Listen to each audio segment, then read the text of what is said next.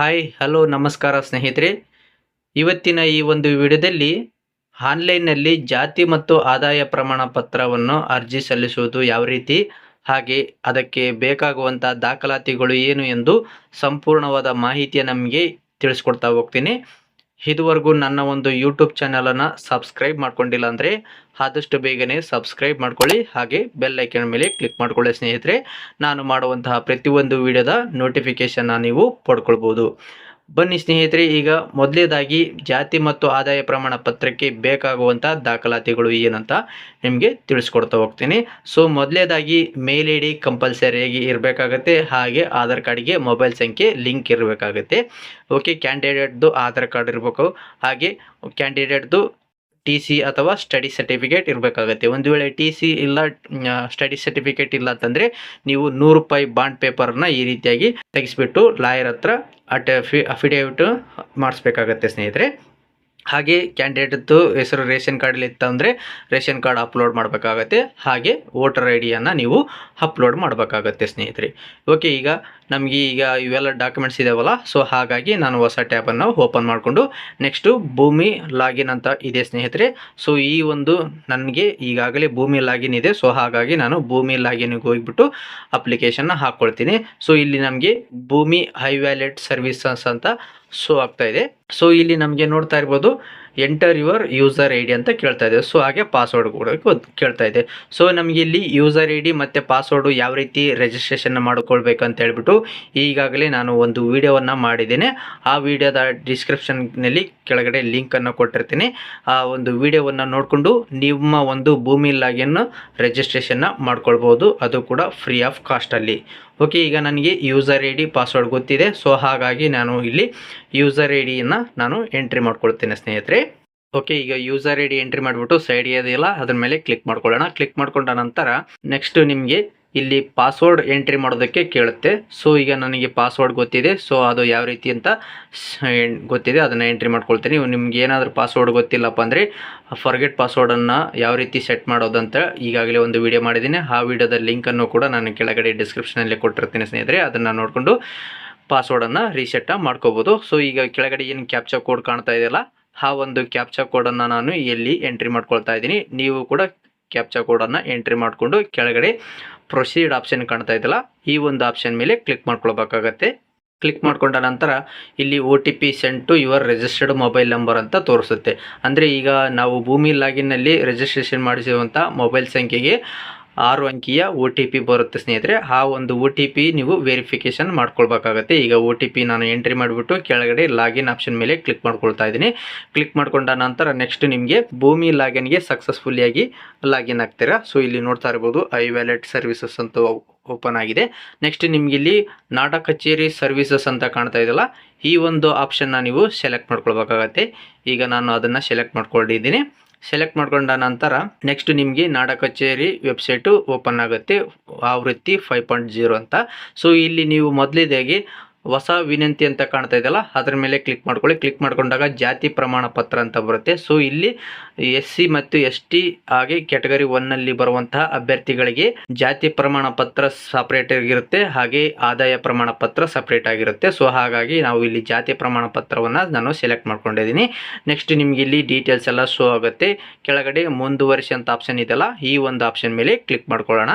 Click ಮಾಡ್ಕೊಂಡ ನಂತರ you will be redirected to Aadhaar authentication site ಅಂತ ಕೇಳುತ್ತೆ. ಓಕೆ ಕೊಟ್ಟಾಗ ನಿಮಗೆ ಸೊ ಇಲ್ಲಿ ನಿಮಗೆ KYC ಸರ್ವಿಸ್ ಶೋ ಆಗ್ತಾ ಇದೆ.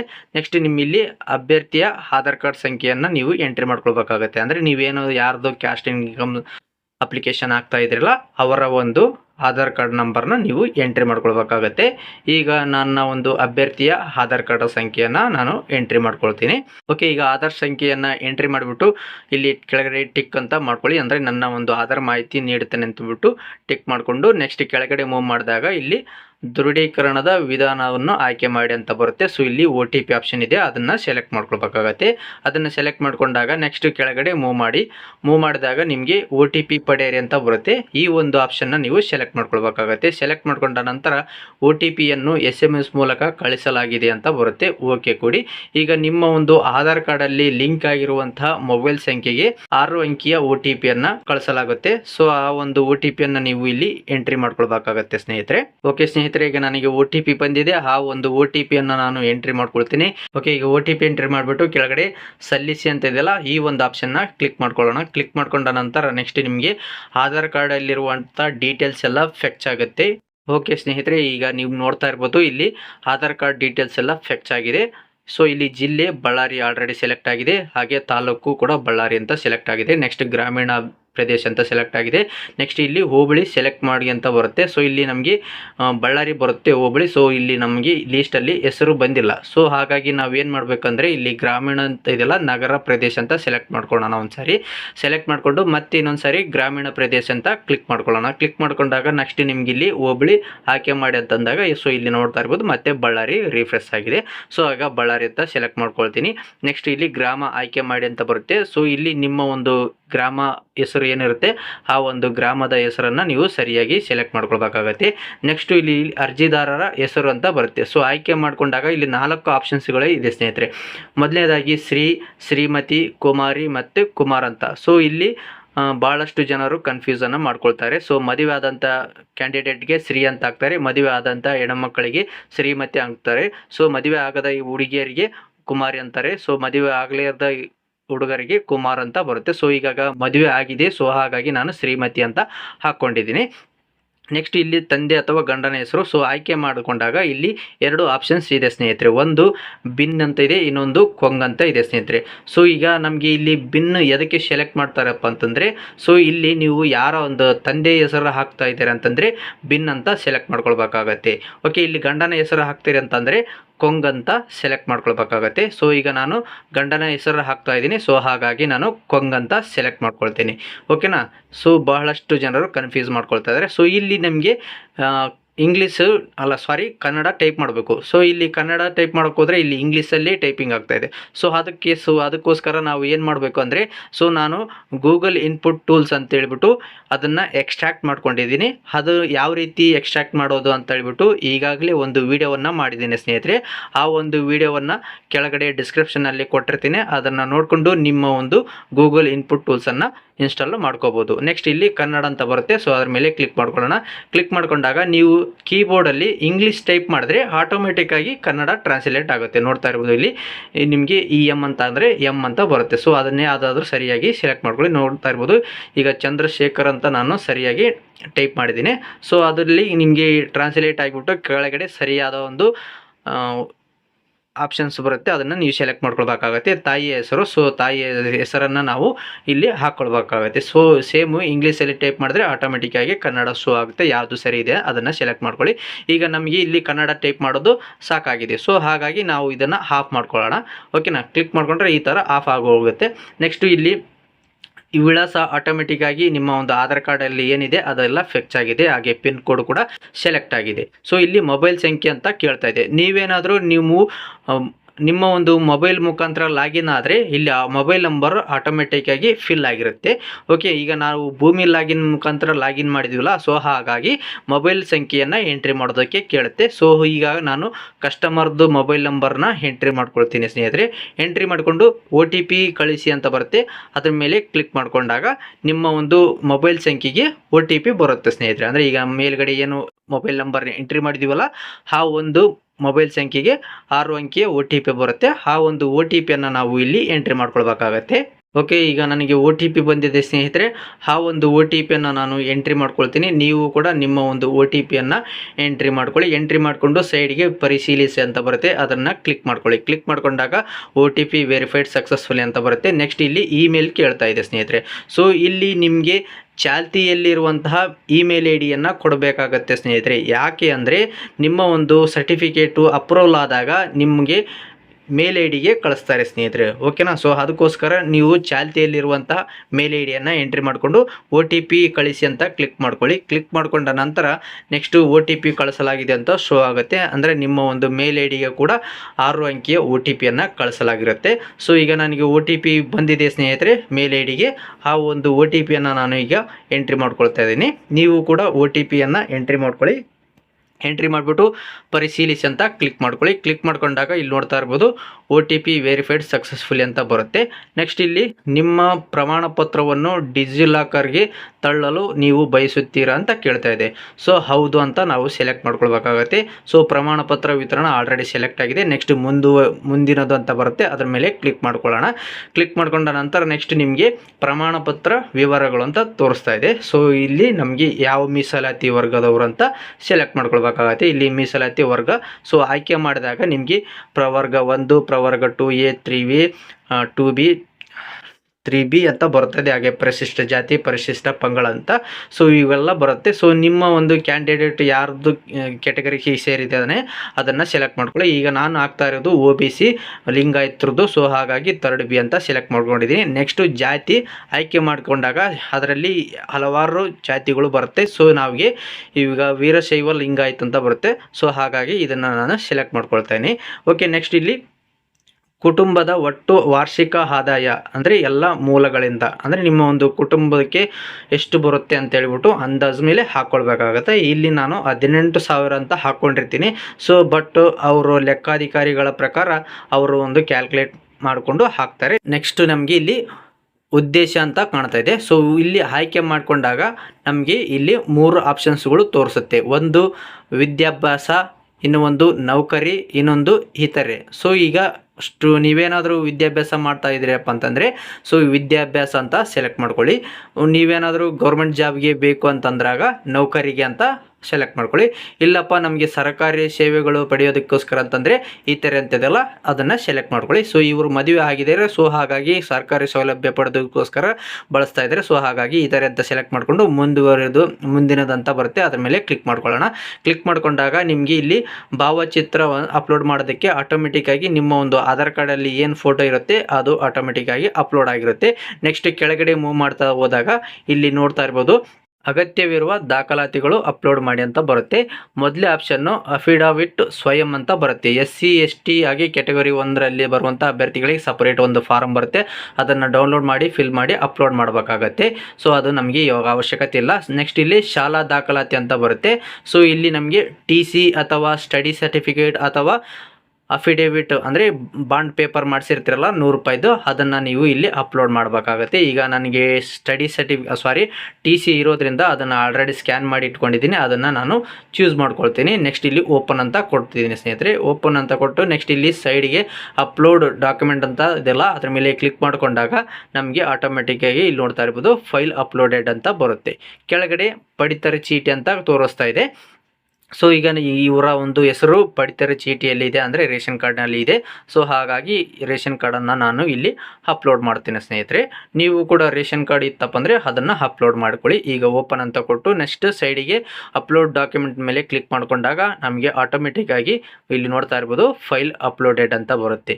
ಓಕೆ. ಕೆಳಗಡೆ ಎಪಿಕ್ ಅಂತ ತೋರಿಸ್ತಾ, ಅಂದರೆ ಇಲ್ಲಿ ವೋಟರ್ ಐ ಡಿ ಇರುತ್ತಲ್ಲ ಆ ಒಂದು ವೋಟರ್ ಐ ಡಿಯನ್ನು ನಾವು ಇಲ್ಲಿ ಅಪ್ಲೋಡ್ ಮಾಡಬೇಕಾಗತ್ತೆ ಸ್ನೇಹಿತರೆ. ಒಂದು ವೇಳೆ ಸಣ್ಣ ಹುಡುಗರದ್ದು ಇರುತ್ತಂತಂದರೆ ಸೊ ಫ್ಯಾಮಿಲಿಯಲ್ಲಿ ತಂದೆ ಅಥವಾ ತಾಯಿದು ವೋಟರ್ ಐ ಡಿಯನ್ನು ನೀವು ಅಪ್ಲೋಡ್ ಮಾಡ್ಬೋದು.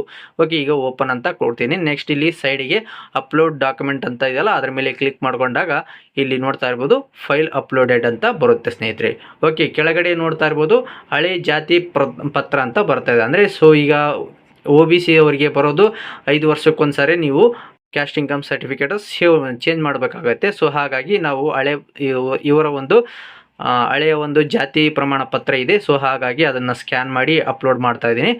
ಓಕೆ. ಅದನ್ನು ಓಪನ್ ಮಾಡ್ಕೊಳ್ತೀನಿ. ಓಪನ್ ಮಾಡಿಕೊಂಡು ಸೈಡ್ಗೆ ಅಪ್ಲೋಡ್ ಡಾಕ್ಯುಮೆಂಟ್ ಅಂತ ಬರುತ್ತೆ, ಅದ್ರ ಮೇಲೆ ಕ್ಲಿಕ್ ಮಾಡ್ಕೊಂಡಾಗ ಇಲ್ಲಿ ನೋಡ್ತಾ ಇರ್ಬೋದು ಎರರ್ ಮೆಸೇಜ್ ಬರ್ತಾ ಇದೆ. File size must be below 300 KB. So ನನ್ನ ಒಂದು ಫೈಲು 300 KBಗಿಂತ ಜಾಸ್ತಿ ಇದೆ. ಸೊ ಅದನ್ನು ನಾವು ರೆಡ್ಯೂಸ್ ಮಾಡೋದು ಯಾವ ರೀತಿ, ಅಂದರೆ ಕಡಿಮೆ ಮಾಡೋದು ಯಾವ ರೀತಿ ಅಂತ ತಿಳಿಸ್ಕೊಡ್ತಾ ಇರ್ತೀನಿ. ಸೊ ಹೊಸ ಟ್ಯಾಬನ್ನು ಓಪನ್ ಮಾಡ್ಕೊಳ್ಳಿ. ಟ್ಯಾಬನ್ನು ಓಪನ್ ಮಾಡಿಕೊಂಡು ಸರ್ಚ್ ಆಪ್ಷನ್ನಲ್ಲಿ ನೀವು 11 ಜೋನ್ ಅಂತ ಸರ್ಚ್ ಮಾಡಬೇಕಾಗತ್ತೆ. ಓಕೆ 11 ಜೋನ್ ಅಂತ ಕೂಡ ಕರೀತಾರೆ. ಓಕೆನಾ, ಅದನ್ನು ನಾನು ಸರ್ಚ್ ಮಾಡಿದ್ದೀನಿ. ಓಕೆ, ಸರ್ಚ್ ಕೊಟ್ಟ ನಂತರ ನೆಕ್ಸ್ಟ್ ನಿಮಗೆ ಮೊದಲೇ ಆಪ್ಷನ್ ಕಾಣ್ತಾ ಇದೆಯಲ್ಲ 11 ಜೋನು, ಈ ಒಂದು ಆಪ್ಷನ್ನ ನೀವು ಕ್ಲಿಕ್ ಮಾಡ್ಕೊಳ್ಳಿ. ಈ ಒಂದು ಲಿಂಕನ್ನು ಕೂಡ ನಾನು ಕೆಳಗಡೆ ಕೊಟ್ಟಿರ್ತೀನಿ. ನೀವು ಇಲ್ಲಿ ನೋಡ್ತಾ ಇರ್ಬೋದು. ಮೊದಲೇದಾಗಿ ಫಸ್ಟು PDF ಟೂಲ್ಸ್ ಅಂತ ಇದೆಯಲ್ಲ, ಸೊ ಅದ್ರ ಮೇಲೆ ಕ್ಲಿಕ್ ಮಾಡ್ಕೊಂಡಾಗ ಇಲ್ಲಿ ಕೆಳಗಡೆ ನೋಡ್ತಾ ಇರ್ಬೋದು ಆಪ್ಟಿಮೈಸ್ ಫೈಲ್ ಕಂಪ್ರೆಸ್ PDF ಅಂತ ಬರುತ್ತೆ. ಸೊ ಇಲ್ಲಿ ಸೆಲೆಕ್ಟ್ ಮಾಡ್ಕೊಳ್ಳಿ. ಈ ಥರ ನಿಮಗೆ ಅಡ್ವರ್ಟೈಸ್ಮೆಂಟ್ ಬರುತ್ತೆ, ಅದನ್ನು ಕ್ಲೋಸ್ ಮಾಡ್ಕೊಳ್ಳಿ ಸ್ನೇಹಿತರೆ. ಕ್ಲೋಸ್ ಮಾಡ್ಕೊಂಡಾಗ ಇಲ್ಲಿ ಸೆಲೆಕ್ಟ್ PDF ಅಂತ ಬರುತ್ತೆ. ಅಂದರೆ ನಿಮ್ಮ ಒಂದು ಫೈಲ್ ಸೈಜು ಯಾವುದು ಜಾಸ್ತಿ ಇದೆ ಅದನ್ನು ಕಡಿಮೆ ಮಾಡ್ಬೇಕಂತ ಬಯಸ್ತಿರಲ್ಲ, ಅಂತಹ ಫೈಲನ್ನು ನೀವು ಇಲ್ಲಿ ಚೂಸ್ ಮಾಡಬೇಕಾಗತ್ತೆ. ಈಗ ನನಗೆ ಇದು ಒಂದು ಓಲ್ಡ್ ಕ್ಯಾಸ್ಟ್ ಸರ್ಟಿಫಿಕೇಟು ಸೈಜು ಜಾಸ್ತಿ ಇದೆ, ಅದಕ್ಕೋಸ್ಕರ ಅದನ್ನು ಚೂಸ್ ಮಾಡ್ಕೊಂಡಿದ್ದೀನಿ. ನೋಡ್ತಾ ಇರ್ಬೋದು ಇಲ್ಲಿ ಟೋಟಲ್ಲು 60%ಗೆ ಇಟ್ಟುಬಿಟ್ಟಾಗ ಇಲ್ಲಿ ನಮಗೆ 90 KB ಬರ್ತಾ ಇದೆ. ಸೊ ಅದನ್ನು ನಾವು ಇಲ್ಲಿ 60 ಇದೆಯಲ್ಲ ಅದನ್ನು ಕ್ಯಾನ್ಸಲ್ ಮಾಡಿಬಿಟ್ಟು 5 ಕೊಟ್ಟು ಕಂಪ್ರೆಸ್ಸನ್ನು ಕೊಡ್ತೀನಿ. ಕಂಪ್ರೆಸ್ ಅಂತ ಕೊಟ್ಟಾಗ ಇಲ್ಲಿ ನೋಡ್ತಾ ಇರ್ಬೋದು ನಾಟ್ ಕಂಪ್ರೆಸ್ಡ್ ಅಂತ ಬರ್ತಾ ಇದೆ. ಸೊ ಈಗ ನಾನು ಇದನ್ನು 6 ಮಾಡ್ತೀನಿ. ಓಕೆ, ನಾನು ನೋಡೋಣ ಎಷ್ಟು ಬರುತ್ತೆ. ಕಂಪ್ರೆಸ್ ಮಾಡಿ. ಕಂಪ್ರೆಸ್ ಮಾಡಿದಾಗ ಇಲ್ಲಿ ನೋಡ್ತಾ ಇರ್ಬೋದು 309 ಬಂದಿದೆ. ಸೊ ನಮಗೆ ಜಾಸ್ತಿ ಆಯಿತು, ಅದಕ್ಕೋಸ್ಕರ ನಾನು ಇಲ್ಲಿ 8 ಅಂತ ಮಾಡಿಕೊಂಡು ಕಂಪ್ರೆಸ್ ಅಂತ ಕೊಡ್ತೀನಿ. ಕೊಟ್ಟಾಗ ಇಲ್ಲಿ ನೋಡ್ತಾ ಇರ್ಬೋದು ನ್ಯೂ ಸೈಜು 267.54 KB ಬರುತ್ತೆ. ಇದು ನಡೆಯುತ್ತೆ ಸ್ನೇಹಿತರೆ. ಸೊ ಹಾಗಾಗಿ ನಾನು ಇಲ್ಲಿ ಡೌನ್ಲೋಡ್ ಅಂತ ಕ್ಲಿಕ್ ಮಾಡ್ಕೊಳ್ತೀನಿ. ಕ್ಲಿಕ್ ಮಾಡ್ಕೊಂಡಾಗ ನಮಗೆ ಡೌನ್ಲೋಡ್ ಆಗುತ್ತೆ ಸ್ನೇಹಿತರೆ. ಓಕೆ, ನೆಕ್ಸ್ಟ್ ಈಗ ನಾವು ನಾಡ ಕಚೇರಿ ವೆಬ್ಸೈಟ್ಗೆ ಬರೋಣ. ನೆಕ್ಸ್ಟು ಅದನ್ನು ಡೌನ್ಲೋಡ್ ಮಾಡ್ಕೊಂಡಿದ್ದೀವಲ್ಲ, ಅಂದರೆ ಫೈಲನ್ನು ರೆಡ್ಯೂಸ್ ಮಾಡಿರೋದು, ಅದನ್ನು ನಾವು ಇಲ್ಲಿ ಚೂಸ್ ಮಾಡ್ಕೊಳ್ತೀನಿ. ಇಲ್ಲಿ ನೋಡ್ತಾ ಇರ್ಬೋದು ಆಲ್ರೆಡಿ 11 ಜೋನಿಂದ ರೆಡ್ಯೂಸ್ ಮಾಡಿದ್ವಿ. ನೆಕ್ಸ್ಟ್ ಇಲ್ಲಿ ಸೈಡ್ಗೆ ಅಪ್ಲೋಡ್ ಅಂತ ಕ್ಲಿಕ್ ಮಾಡ್ಕೊಂಡಾಗ ನಿಮಗೆ ಇಲ್ಲಿ ನೋಡ್ತಾ ಇರ್ಬೋದು ಎರರ್ ಬರ್ತಾ ಇಲ್ಲ, ಫೈಲ್ ಅಪ್ಲೋಡೆಡ್ ಅಂತ ಶೋ ಆಗ್ತಾ ಇದೆ. ಕೆಳಗಡೆ ಮೂವ್ ಮಾಡಿದಾಗ ನಿಮಗೆ ಇಲ್ಲಿ ಸ್ವಯಂ ಘೋಷಣೆ ಅಂತ ಇರುತ್ತೆ, ಅದನ್ನು ಸ್ಕಿಪ್ ಮಾಡಿಬಿಡಿ. ನೆಕ್ಸ್ಟ್ ಇಲ್ಲಿ ಗುರುತಿನ ಚೀಟಿ. ಸೊ ಇಲ್ಲಿ ನೀವು ಕ್ಯಾಂಡಿಡೇಟ್ದು ಆಧಾರ್ ಕಾರ್ಡನ್ನು ನೀವು ಅಪ್ಲೋಡ್ ಮಾಡಬೇಕಾಗತ್ತೆ. ಈಗ ನಾನು ಆಲ್ರೆಡಿ ಸ್ಕ್ಯಾನ್ ಮಾಡಿ ಇಟ್ಕೊಂಡಿದ್ದೀನಲ್ಲ, ಆ ಒಂದು ಫೈಲನ್ನು ನಾನು ಇಲ್ಲಿ ಸೆಲೆಕ್ಟ್ ಮಾಡ್ಕೊಳ್ತೀನಿ. ನೀವು ಕೂಡ ನಿಮ್ಮ ಒಂದು ಆಧಾರ್ ಕಾರ್ಡನ್ನು ಸೆಲೆಕ್ಟ್ ಮಾಡಿಕೊಂಡು ಓಪನ್ ಮಾಡ್ಕೊಳ್ಳಿ. ಓಪನ್ ಮಾಡಿಕೊಂಡು ಸೈಡ್ಗೆ ಅಪ್ಲೋಡ್ ಡಾಕ್ಯುಮೆಂಟ್ ಅಂತ ಕ್ಲಿಕ್ ಮಾಡ್ಕೊಳ್ಳಿ. ಕ್ಲಿಕ್ ಮಾಡ್ಕೊಂಡಾಗ ಫೈಲ್ ಅಪ್ಲೋಡೆಡ್ ಅಂತ ಬರುತ್ತೆ. ಓಕೆನಾ, ನೆಕ್ಸ್ಟ್ ಕೆಳಗಡೆ ವಿಳಾಸದ ಪುರಾವೆ. ಸೊ ಇಲ್ಲಿ ಕೂಡ ನೀವು ಕ್ಯಾಂಡಿಡೇಟ್ದು ಆಧಾರ್ ಕಾರ್ಡನ್ನು ಅಪ್ಲೋಡ್ ಮಾಡಬೇಕಾಗತ್ತೆ. ಈಗ ನಾನು ಫಾದರ್ ಅವರ ಒಂದು ಆಧಾರ್ ಕಾರ್ಡನ್ನು ಚೂಸ್ ಮಾಡ್ಕೊಳ್ತೀನಿ. ನೆಕ್ಸ್ಟ್ ಇಲ್ಲಿ ಓಪನ್ ಅಂತ ಕೊಡ್ತೀನಿ ಸ್ನೇಹಿತರೆ. ಕೊಟ್ಬಿಟ್ಟು ನೆಕ್ಸ್ಟ್ ಸೈಡ್ಗೆ ಅಪ್ಲೋಡ್ ಡಾಕ್ಯುಮೆಂಟ್ ಅಂತ ಬರುತ್ತೆ, ಅದ್ರ ಮೇಲೆ ಕ್ಲಿಕ್ ಮಾಡ್ಕೊಂಡಾಗ ಇಲ್ಲಿ ನೋಡ್ತಾ ಇರ್ಬೋದು ಫೈಲ್ ಅಪ್ಲೋಡೆಡ್ ಅಂತ ಆಗುತ್ತೆ. ನೆಕ್ಸ್ಟ್ ಕೆಳಗೆ ಮೂವ್ ಮಾಡಿ ಇಲ್ಲಿ ಸಲ್ಲಿಸಿ ಅಂತ ಇದೆಯಲ್ಲ ಅದ್ರ ಮೇಲೆ ಕ್ಲಿಕ್ ಮಾಡ್ಕೊಳ್ಳಿ ಸ್ನೇಹಿತರೆ. ಕ್ಲಿಕ್ ಮಾಡ್ಕೊಂಡ ನಂತರ ನೆಕ್ಸ್ಟ್ ನಿಮ್ಗೆ ಇಲ್ಲಿ ನೋಡ್ತಾ ಇರ್ಬೋದು ಯುವರ್ GSC ನಂಬರ್ ಅಂತ RD ನಂಬರ್ ಬರುತ್ತೆ ಸ್ನೇಹಿತರೆ. ಓಕೆ ಕೊಡಿ. ಓಕೆ ಕೊಟ್ಟ ನಂತರ ನೆಕ್ಸ್ಟ್ ನಿಮ್ಗೆ ಇಲ್ಲಿ ಡೀಟೇಲ್ಸ್ ಎಲ್ಲ ಶೋ ಆಗುತ್ತೆ. ಸೊ ನೀವು ಫಿಲ್ ಮಾಡಿರುವಂಥ ಮಾಹಿತಿ.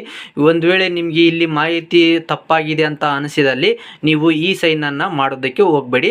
ಇದನ್ನು ಹಾಗೆ 2-3 ದಿನ ಬಿಟ್ಬಿಡಿ, ಆಟೋಮೆಟಿಕ್ಕಾಗಿ ನಿಮ್ಮ ಒಂದು RD ನಂಬರು ಇನ್ವ್ಯಾಲಿಡ್ ಆಗುತ್ತೆ. ನೆಕ್ಸ್ಟು ಹೊಸ ಅರ್ಜಿಯನ್ನು ಹಾಕೋಬೋದು. ಈಗ ಸರಿಯಾಗಿ ಮಾಹಿತಿ ಫಿಲ್ ಮಾಡಿದ್ದೀರಾ ಅಂತ ನಿಮಗೆ ಅನಿಸಿದರೆ ನೆಕ್ಸ್ಟು ಮೇಲೆ ಇಲ್ಲಿ ಕಾಣ್ತಾ ಇದೆಯಲ್ಲ ಈ ಸೈನ್ಗೆ ಮುಂದುವರಿಸಿ ಅಂತ ಈ ಒಂದು ಆಪ್ಷನ್ನ ಕ್ಲಿಕ್ ಮಾಡಿಕೊಂಡು ನೀವು ನಿಮ್ಮ ಒಂದು ಅರ್ಜಿಯನ್ನು ಮುಂದುವರಿಸಬಹುದು. ಸೊ ಈಗ ಮಾಹಿತಿ ನನಗೆ ಕರೆಕ್ಟ್ ಇದೆ ಅಂತ ಅನಿಸಿದೆ, ಅದಕ್ಕೆ ಕ್ಲಿಕ್ ಮಾಡ್ಕೊಂಡಾಗ is your Aadhaar linked with your mobile ಅಂತ ತೋರಿಸ್ತಾ ಇದೆ. ಅಂದರೆ ನಿಮ್ಮ ಒಂದು ಆಧಾರ್ ಕಾರ್ಡ್ಗೆ ಮೊಬೈಲ್ ಸಂಖ್ಯೆ ಲಿಂಕ್ ಇದೆನಾ ಅಂತ ಕೇಳುತ್ತೆ. ಇಲ್ಲಿ ನಮಗೆ ಎಸ್ ಅಂತ ಕೊಡೋಣ. ಓಕೆನಾ, ಯಾಕಂದರೆ ಈಗ ಮೊಬೈಲ್ ನಂಬರ್ ಇದೆ. ನೆಕ್ಸ್ಟ್ ಇಲ್ಲಿ you will be redirected to e sign site ಅಂತ ಬರುತ್ತೆ, ಅಂದರೆ ಇ ಸೈನ್ ಮಾಡಬೇಕಾಗತ್ತೆ. ಓಕೆ ಕೊಡಿ. ಓಕೆ ಕೊಟ್ಟ ನಂತರ ನೆಕ್ಸ್ಟ್ ನಿಮಗೆ ಈ ರೀತಿಯಾಗಿ ನಿಮಗೆ ಈ ಸೈನ್ ಮಾಡೋದಕ್ಕೆ ಈ ರೀತಿ ಬರುತ್ತೆ. ನೆಕ್ಸ್ಟ್ ಇಲ್ಲಿ ಎಂಟರ್ ಆಧಾರ್ ನಂಬರ್ ಅಂತ ಬರುತ್ತೆ. ಸೊ ಇಲ್ಲಿ ಕ್ಯಾಂಡಿಡೇಟ್ದು ಆಧಾರ್ ಕಾರ್ಡ್ ನಂಬರ್ನ ಎಂಟ್ರಿ ಮಾಡ್ಕೊಳ್ಬೇಕಾಗತ್ತೆ. ಅಂದರೆ ಯಾರ ಒಂದು ಜಾತಿ ಪ್ರಮಾಣ ಪತ್ರ ಅರ್ಜಿ ಸಲ್ಲಿಸ್ತಿರಲ್ಲ ಅವರ ಒಂದು ಆಧಾರ್ ಕಾರ್ಡ್ ನಂಬರ್ನ ಎಂಟ್ರಿ ಮಾಡ್ಕೊಳ್ಳಿ. ಎಂಟ್ರಿ ಮಾಡಿಕೊಂಡು ಇಲ್ಲಿ ಸೈಡಿಗೆ ಗೆಟ್ OTP ಅಂತ ಬರುತ್ತೆ, ಅದನ್ನು ಕ್ಲಿಕ್ ಮಾಡ್ಕೊಳ್ಳಿ. ಕ್ಲಿಕ್ ಮಾಡ್ಕೊಂಡ ನಂತರ ನೆಕ್ಸ್ಟ್ ನಿಮ್ಮ ಒಂದು ಆಧಾರ್ ಕಾರ್ಡ್ಗೆ ಲಿಂಕ್ ಆಗಿರುವಂತಹ ಮೊಬೈಲ್ ಸಂಖ್ಯೆಗೆ 6 ಅಂಕಿಯ OTPಯನ್ನು ಕಳಿಸಲಾಗುತ್ತೆ. ಆ ಒಂದು OTPಯನ್ನು ನೀವು ಎಂಟ್ರಿ ಮಾಡ್ಕೊಳ್ಬೇಕಾಗತ್ತೆ ಸ್ನೇಹಿತರೆ. ಓಕೆ, ಈಗ ನಾನು OTPಯನ್ನು ನಾನು ಎಂಟ್ರಿ ಮಾಡ್ಕೊಳ್ತಾ ಇದ್ದೀನಿ. ನೀವು ಕೂಡ OTP ಎಂಟ್ರಿ ಮಾಡ್ಕೊಳ್ಳಿ. ನೆಕ್ಸ್ಟ್ ಕೆಳಗಡೆ ಆಟೋಮೆಟಿಕ್ ಆಗಿ ಟಿಕ್ ಆಗುತ್ತೆ. ನೆಕ್ಸ್ಟ್ ಸೈಡ್ಗೆ ಸಬ್ಮಿಟ್ ಅಂತ ಕ್ಲಿಕ್ ಮಾಡ್ಕೊಳ್ಳಿ. ಕ್ಲಿಕ್ ಮಾಡ್ಕೊಂಡ ನಂತರ ನೆಕ್ಸ್ಟ್ ನಿಮಗೆ ಆಟೋಮೆಟಿಕ್ ಆಗಿ ವೆರಿಫಿಕೇಶನ್ ಆಗಿಬಿಟ್ಟು ಪೇಮೆಂಟ್ ಮಾಡೋದಕ್ಕೆ ಕೇಳುತ್ತೆ. ಇಲ್ಲಿ ನೋಡ್ತಾ ಇರ್ಬೋದು ಸೂಚನೆ ಅಂತ ಬರುತ್ತೆ. ಸೊ ಯಶಸ್ವಿ ಹಣ ಪಾವತಿಯ ನಂತರ ಅರ್ಜಿಯನ್ನು ಪ್ರಕ್ರಿಯೆಗೊಳಿಸಲಾಗುತ್ತದೆ ಅಂತ ಬರುತ್ತೆ. ಸೊ ಇಲ್ಲಿ ಹಣ ಪಾವತಿಸಲು ಮುಂದುವರಿಸಿರಿ ಅಂತ ಬರುತ್ತೆ. ಈ ಒಂದು ಆಪ್ಷನ್ನ ನಾವು ಕ್ಲಿಕ್ ಮಾಡ್ಕೊಳ್ಬೇಕಾಗತ್ತೆ. ಕ್ಲಿಕ್ ಮಾಡ್ಕೊಂಡ ನಂತರ ನೆಕ್ಸ್ಟ್ ನಿಮಗೆ ಪಾವತಿಸಬೇಕಾದ ಮೊತ್ತ ಅಂತ ಹೇಳ್ಬಿಟ್ಟು 40 ರೂಪೀಸ್ ಶೋ ಆಗುತ್ತೆ. ಕೆಳಗಡೆ ಮೂವ್ ಮಾಡ್ಕೊಳ್ಳೋಣ. ಮೂವ್ ಮಾಡ್ಕೊಂಡಾಗ next I accepted all the terms and condition ಅಂತ ಬರುತ್ತೆ, ಅದನ್ನು ಟಿಕ್ ಮಾಡಿಕೊಂಡು ಫೋನ್ಪೇ ಅಂತ ಕ್ಲಿಕ್ ಮಾಡ್ಕೊಳ್ಳಿ. ಕ್ಲಿಕ್ ಮಾಡ್ಕೊಂಡ ನಂತರ ನೆಕ್ಸ್ಟ್ ನಿಮಗೆ ಈ ರೀತಿಯಾಗಿ ನಿಮಗೆ ಒಂದು ಬಾರ್ ಕೋಡ್ ಜನರೇಟ್ ಆಗುತ್ತೆ. ಇದನ್ನು ನಿಮ್ಮ ಒಂದು ಫೋನ್ಪೇ ಅಥವಾ ಗೂಗಲ್ ಪೇ, ಪೇಟಿಎಮ್ ಎಕ್ಸೆಟ್ರಾ ಆ್ಯಪ್ಗಳು ಬರ್ತಾವಲ್ಲ, ಆ ಒಂದು ಆ್ಯಪ್ಗಳಲ್ಲಿ ಹೋಗ್ಬಿಟ್ಟು ನೀವು ಇದನ್ನು ಸ್ಕ್ಯಾನ್ ಮಾಡಿ ಪೇಮೆಂಟ್ನ ಮಾಡಬೇಕಾಗತ್ತೆ. ಈಗ ನನ್ನ ಒಂದು ಮೊಬೈಲಲ್ಲಿ ಫೋನ್ಪೇನ ಓಪನ್ ಮಾಡಿಕೊಂಡು ಇದನ್ನು ಸ್ಕ್ಯಾನ್ ಮಾಡಿ ಪೇಮೆಂಟ್ನ ಮಾಡ್ತಾ ಇದ್ದೀನಿ. ನೀವು ಕೂಡ ಪೇಮೆಂಟ್ನ ಮಾಡಿ. ಪೇಮೆಂಟ್ ಮಾಡಿದ ತಕ್ಷಣ ಆಟೋಮೆಟಿಕ್ಕಾಗಿ ಪೇಜು ರಿಫ್ರೆಶ್ ಆಗುತ್ತೆ. ಇಲ್ಲಿ ನೋಡ್ತಾ ಇರ್ಬೋದು ಪೇಮೆಂಟು ಸಕ್ಸಸ್ ಆಗಿದೆ, ಗ್ರೀನ್ನಲ್ಲಿ ಬಂದಿದೆ. ನೆಕ್ಸ್ಟು ಟ್ರಾನ್ಸಾಕ್ಷನ್ನು ಅಮೌಂಟ್ ಎಷ್ಟು ತೋರಿಸ್ತಾ ಇದೆ ಅಂತ. ನೆಕ್ಸ್ಟ್ ಇಲ್ಲಿ ಮುಂದುವರಿಸಿ ಅಂತ ಇದೆಯಲ್ಲ, ಅದರ ಮೇಲೆ ಕ್ಲಿಕ್ ಮಾಡ್ಕೊಳ್ಬೇಕಾಗತ್ತೆ. ಕ್ಲಿಕ್ ಮಾಡ್ಕೊಂಡಾಗ ಇಲ್ಲಿ ನೋಡ್ತಾ ಇರ್ಬೋದು ಅಪ್ಲಿಕೇಶನ್ ಯಶಸ್ವಿಯಾಗಿ ಸಹಿ ಮಾಡಲಾಗಿದೆ. ಅಪ್ಲಿಕೇಶನ್ ಡೌನ್ಲೋಡ್ ಮಾಡಲು ಇಲ್ಲಿ ಕ್ಲಿಕ್ ಮಾಡಿ ಅಂತ ಬರುತ್ತೆ. ಇದನ್ನು ಡೌನ್ಲೋಡ್ ಅಂತ ಇದೆಯಲ್ಲ, ಅದರ ಮೇಲೆ ಕ್ಲಿಕ್ ಮಾಡ್ಕೊಳ್ಳಿ. ಕ್ಲಿಕ್ ಮಾಡ್ಕೊಂಡ ನಂತರ ನಿಮಗೆ ಈ ಸೈನ್ ಆಗಿರುವಂತಹ ಅಪ್ಲಿಕೇಶನ್ ಫಾರ್ಮು ಜನರೇಟ್ ಆಗುತ್ತೆ, ಅಂದರೆ ಡೌನ್ಲೋಡ್ ಆಗುತ್ತೆ ಸ್ನೇಹಿತರೆ. ಸೊ ಈ ರೀತಿಯಾಗಿ ನಿಮಗೆ ಬರುತ್ತೆ. ಇದನ್ನು ನೀವು ಪ್ರಿಂಟನ್ನು ತೆಗೆದುಕೊಂಡು ಇಟ್ಕೊರಿ, ಎಲ್ಲಿ ಕೊಡುವುದಕ್ಕೂ ಹೋಗಬೇಡಿ. ಓಕೆ, ನೆಕ್ಸ್ಟ್ ಇಲ್ಲಿ ರಸೀದಿಯನ್ನು ಮುಂದುವರಿಸಿ ಅಂತ ಇದೆಯಲ್ಲ, ಅದರ ಮೇಲೆ ಕ್ಲಿಕ್ ಮಾಡ್ಕೊಳ್ಳಿ. ಕ್ಲಿಕ್ ಮಾಡ್ಕೊಂಡ ನಂತರ ನೀವೇನಾದರೂ ಕಂಪ್ಯೂಟರ್ ಶಾಪ್ ಇಟ್ಬಿಟ್ಟು ಕಸ್ಟಮರ್ಗೆ ಪ್ರಿಂಟ್ ಕೊಡಬೇಕಂದ್ರೆ ಈ ಒಂದು ರಿಸಿಪ್ಟನ್ನು ನೀವು ಕಸ್ಟಮರ್ಗೆ ಕೊಡ್ಬೋದು ಸ್ನೇಹಿತರೆ. ಇಲ್ಲಪ್ಪ ಅಂದರೆ ಇದನ್ನು ನೀವು ಕ್ಯಾನ್ಸಲ್ ಮಾಡ್ಕೋಬೋದು. ಓಕೆನಾ. ಸೊ ಈಗ ನನಗೆ ಇದು ಅವಶ್ಯಕತೆ ಇಲ್ಲ, ಸೊ ಹಾಗಾಗಿ ಅದನ್ನು ನಾನು ಕ್ಯಾನ್ಸಲ್ ಮಾಡ್ಕೊಳ್ತೀನಿ. ಈ ಒಂದು ರಸೀದಿಯನ್ನು ನಿಮ್ಮ ಕಸ್ಟಮರ್ ಇದ್ದಪ್ಪ ಅಂದರೆ ಕಸ್ಟಮರ್ಗೆ ಕೊಡ್ರಿ. ಓಕೆನಾ. ಸೊ ನೋಡಿದ್ರಲ್ಲ ಸ್ನೇಹಿತರೆ, ಇವತ್ತಿನ ಈ ಒಂದು ವಿಡಿಯೋದಲ್ಲಿ ಜಾತಿ ಮತ್ತು ಆದಾಯ ಪ್ರಮಾಣ ಪತ್ರಕ್ಕೆ ಅರ್ಜಿ ಸಲ್ಲಿಸುವುದು ಯಾವ ರೀತಿ ಅಂತ ಸಂಪೂರ್ಣವಾದ ಮಾಹಿತಿಯನ್ನು ನಿಮಗೆ ತಿಳಿಸ್ಕೊಟ್ಟಿದ್ದೀನಿ.